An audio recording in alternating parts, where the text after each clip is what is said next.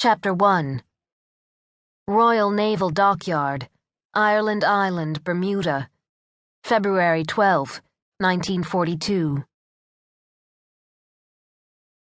Lieutenant Gerald Wolsey shuffled down the quay, his head bent into the chill wind, his thick arms hugging the wooden crate to his chest as if in a passionate embrace.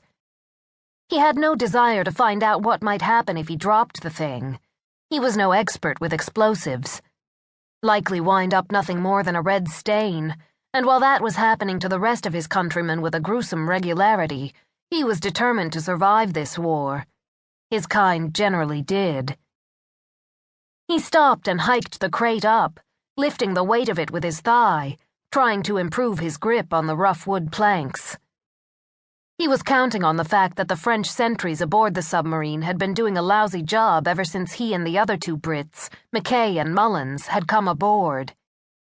His fellow Brits were a telegraphist and signalman, and Wolsey was the BNLO, British Navy liaison officer, assigned to serve aboard the Free French sub because God knows you couldn't exactly trust the frogs with the Allied naval code books these days. Not even these Free French sailors who claimed allegiance to de Gaulle instead of Admiral Darlan.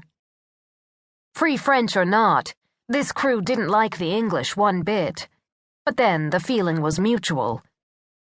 Most of the time when he boarded the sub, the sentry, if there was one, merely gave him that Gallic look of disdain they all managed so well. As he closed in on the massive boat, Wolsey thought again that she looked a good bit better from afar than she did on closer inspection. Her tall conning tower and topsides were painted the same color as the low, threatening sky, but her bulbous forward gun turret and aft hangar made her appear almost comical, as if she sported some sort of sausage with a tumor. The French had named her Surcouf, after an 18th century privateer, Robert Surcouf. There were those who referred to her as the pride of the French Navy, but they tended to be either frogs or politicians. They didn't know that at 361 feet and 3,250 tons, she was the biggest white elephant on the sea.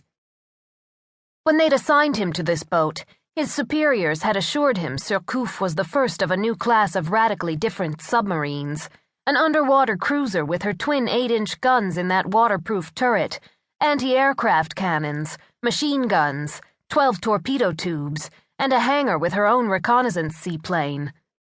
But the truth was, she'd been plagued with bloody French design flaws from the first, even before he came aboard.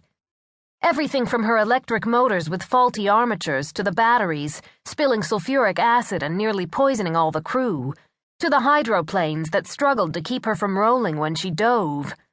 All had kept this sub returning to shipyards from Portsmouth to Halifax. Though first launched in 1929, she had yet to fire her guns in battle, and the Allies were bloody tired of paying the tab to keep her afloat. Given the number of ships lost to the U-boats the last couple of months, who'd notice one more?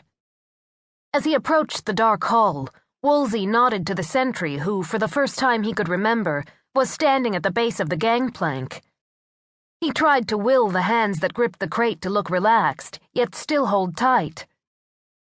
"Just a box of radio equipment," he had told the captain before he left that morning on the launch to Hamilton to go pick it up. A radio with new frequencies the Germans weren't onto yet.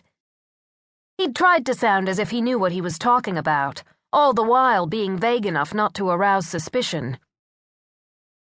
"So long as you are back aboard by this afternoon," Captain Lamoureux had told him.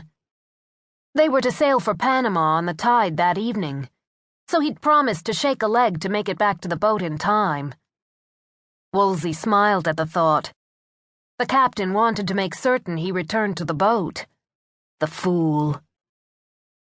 The sentry's jersey was wrinkled and stained with what looked like coffee, and the red pom-pom on his cap hung loose by a thread. A cigarette dangled from a corner of the man's mouth. He glanced at the crate Wolsey carried, but he made no move.